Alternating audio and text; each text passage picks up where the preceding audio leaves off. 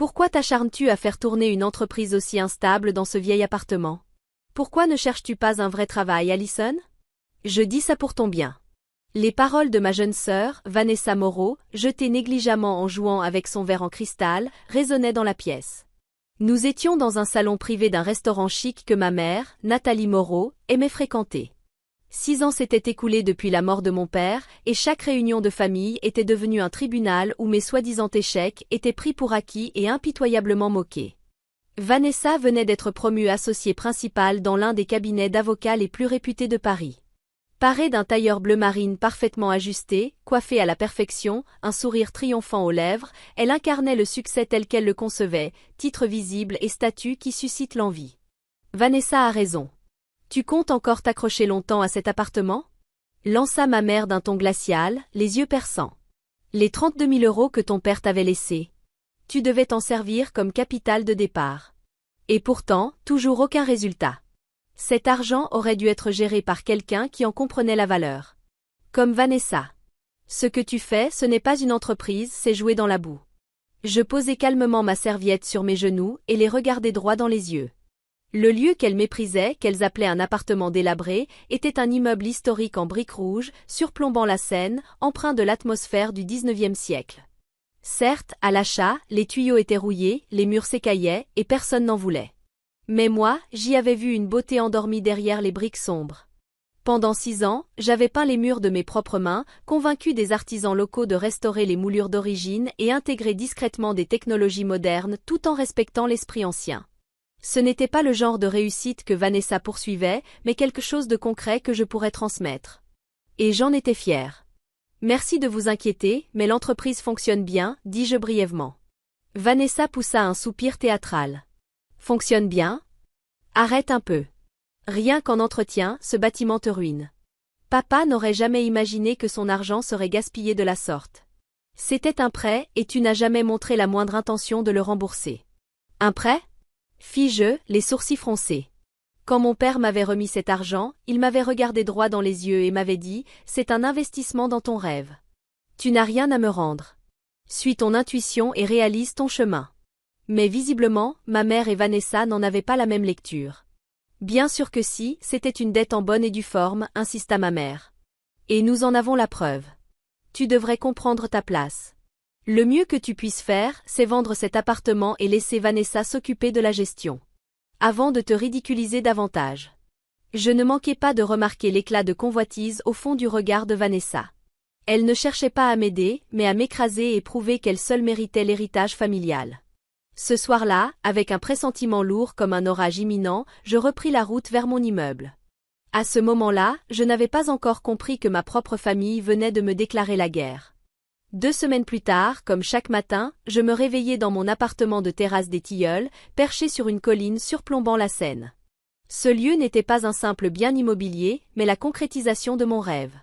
Celui que mon père avait soutenu. Une tasse de café à la main, je contemplais la vue. Mais ce moment paisible fut brutalement interrompu par un coup lourd, menaçant, frappé à la porte. En l'ouvrant, je tombai sur un homme impassible. « Mademoiselle Allison Moreau ?» Il me tendit une enveloppe marquée du sceau du tribunal. Dès que je la touchai, un frisson sinistre me traversa. En découvrant son contenu, je faillis perdre l'équilibre. Assignation en justice pour remboursement de prêt. Plaignantes, Nathalie Moreau et Vanessa Moreau. Le texte était plus venimeux que je ne l'aurais cru. Jonathan Moreau, père défunt, a prêté 32 000 € à la défenderesse, Allison Moreau. Il ne s'agissait pas d'un don, mais d'un prêt à intérêt. Montant total dû, 43 000 €. À rembourser immédiatement. En pièces jointes, un soi-disant contrat de prêt. Les signatures de mon père et ce qui ressemblait à ma propre signature, mal imitée. Non. C'est impossible. Un faux. Le jour où mon père m'avait donné cet argent, il n'y avait eu aucun document. Juste sa main posée sur la mienne et ces mots, « Fais confiance à ton intuition ». Ce contrat était une falsification. Les doigts tremblants, je composai le numéro de ma mère. « Maman, qu'est-ce que ça veut dire? Me poursuivre en justice? Tu vas vraiment trahir la promesse faite à papa? » Ce qui me répondit à travers le combiné fut une voix glaciale, privée de toute compassion. « Ah, tu l'as enfin reçu. Ton père t'a bien trop gâté, Allison, mais je n'ai plus l'intention de tolérer tes jeux dans la boue. Avec ses 32 000 euros, Vanessa aurait pu réaliser des investissements bien plus dignes. Une fois que ton appartement sera saisi, tu finiras par admettre ton incompétence et tu rentreras à la maison, la tête basse, n'est-ce pas? Saisi. Exactement. Dès que le jugement tombera, ton immeuble délabré sera mis aux enchères.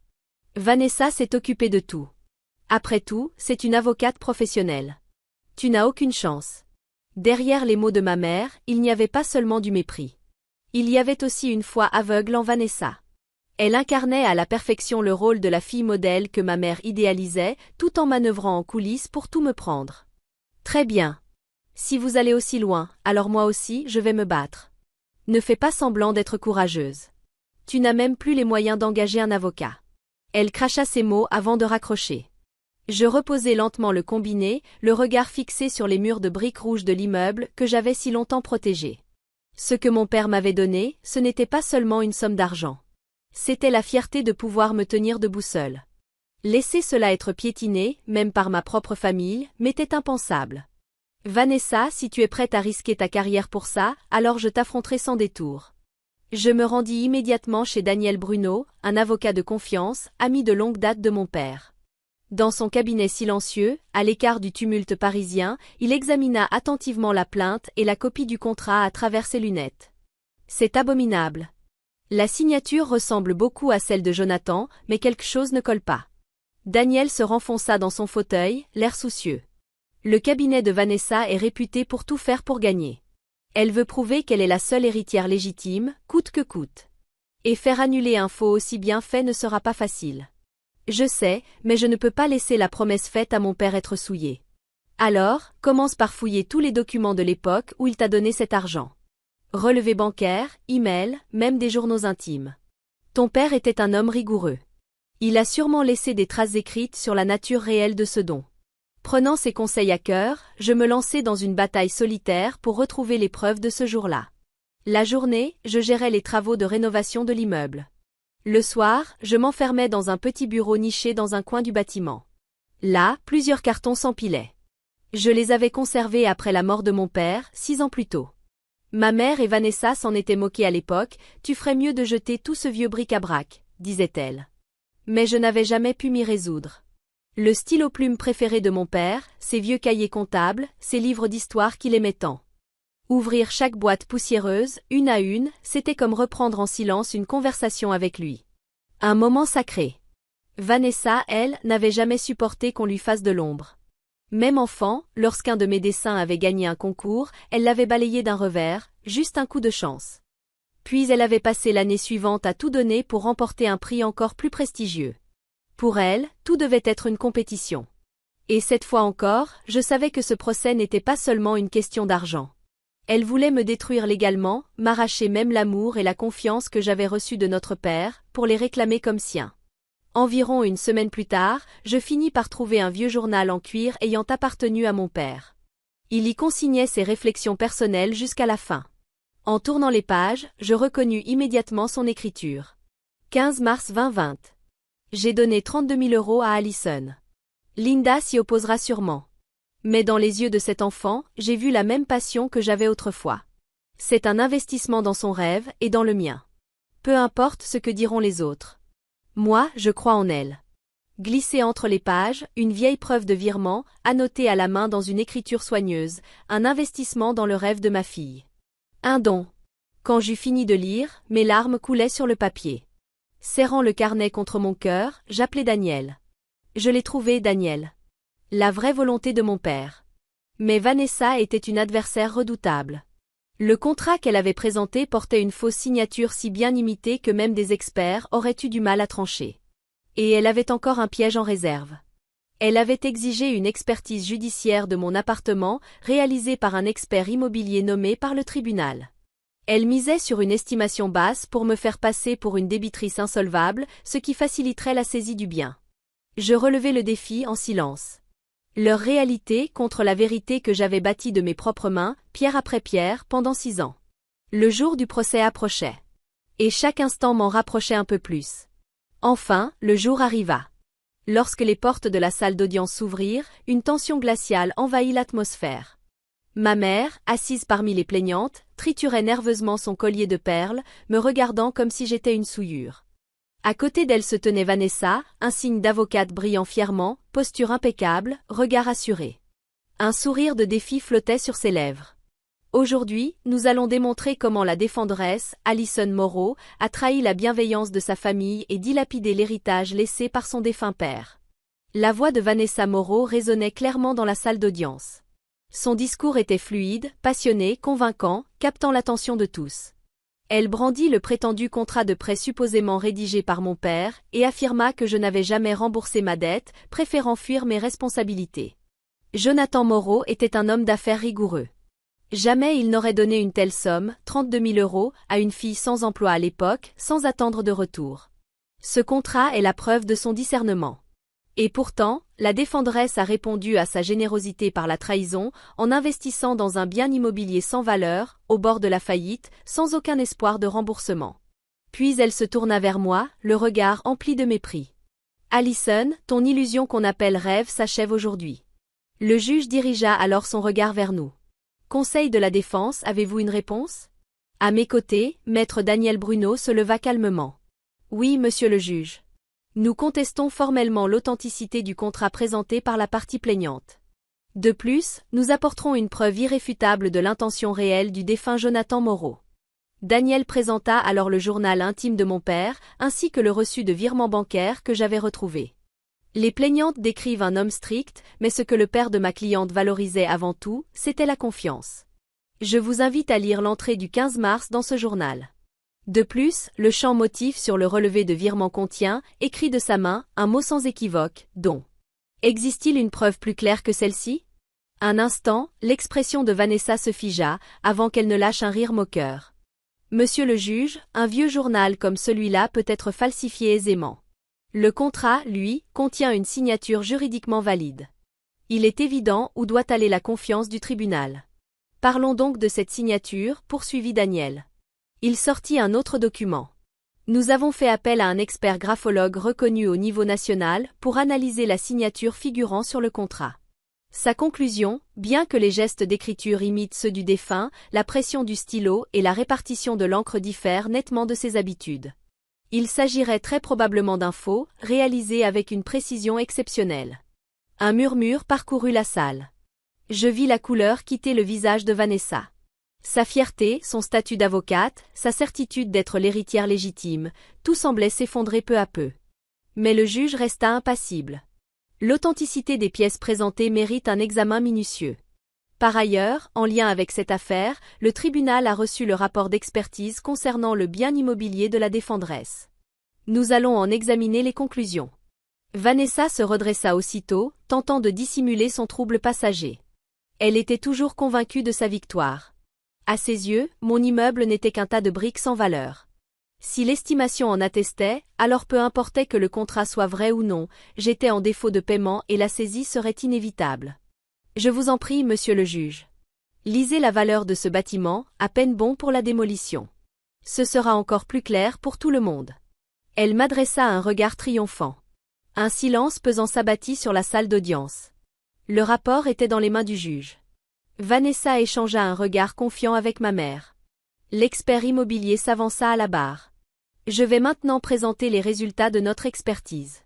Sa voix grave résonna dans la salle sèche et tendue. Le bien en question, terrasse des Tilleuls, situé sur les hauteurs de la Seine, construit en 1892. Avant notre visite, et sur la base des documents fournis par les plaignantes, nous pensions inspecter un bâtiment vétuste, presque à l'abandon. Il fit une pause, puis reprit.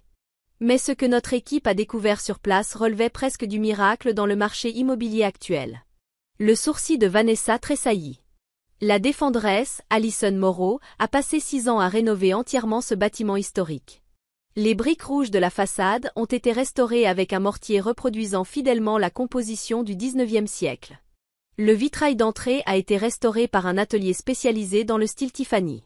Mais c'est l'intérieur qui est véritablement remarquable.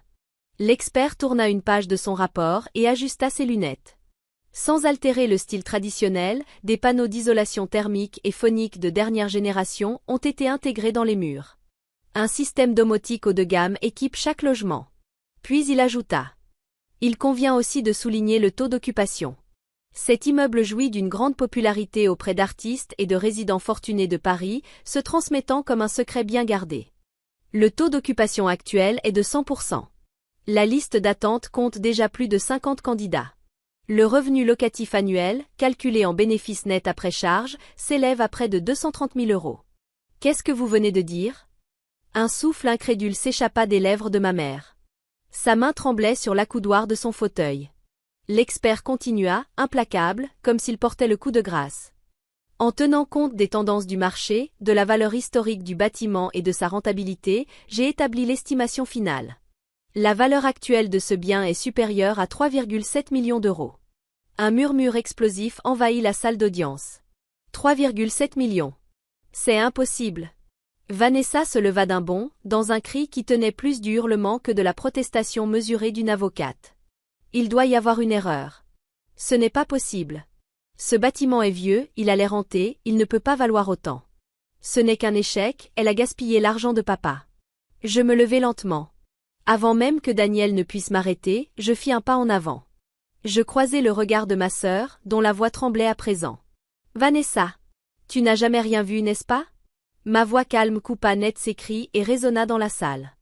As-tu déjà essayé d'imaginer ce que je faisais dans cet immeuble que tu as toujours méprisé et traité de maison hantée? Pendant 6 ans, je suis descendue chaque jour dans cette cave, en plein hiver, dans le froid, les mains couvertes de suie, à essayer de comprendre un système de plomberie vieux de 130 ans. J'ai poli chaque brique moi-même, une par une, sans jamais les abîmer. Pendant que tu sirotais ton café dans ton luxueux cabinet, moi, je me tenais face au vent glacial de la Seine, à ajuster manuellement l'angle de chaque tuile du toit. Je vis la couleur disparaître peu à peu du visage de Vanessa. Quand tu as lancé ce procès, j'ai choisi de me taire. C'était utile après tout que tu me prennes pour une ratée. Mais Vanessa, cet appartement que tu méprises génère un bénéfice net annuel supérieur à 220 000 € et sa valeur surpasse aisément le salaire que tu as mis toute ta vie à poursuivre dans ton parcours d'associé. Je repris mon souffle, puis abattis sur la table de Vanessa un dossier que Daniel venait de me tendre. Quant à ce fameux contrat, je vais l'expliquer moi-même. Les épaules de Vanessa tressaillirent.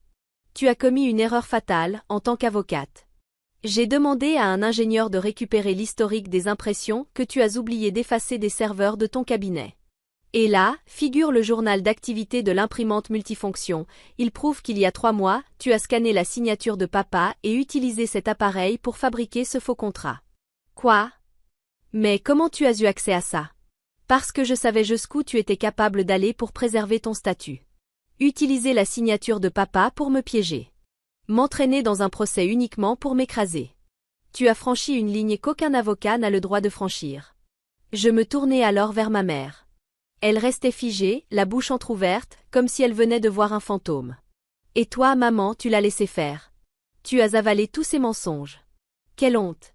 Ce que j'ai construit en 6 ans, ce n'est pas un rêve naïf qu'on peut saisir. C'est une réussite solide, bien réelle, que votre imagination ne pourra jamais rattraper. Vanessa s'effondra sur sa chaise, vidée. Son tailleur parfait était trempé de sueur, son regard arrogant avait disparu.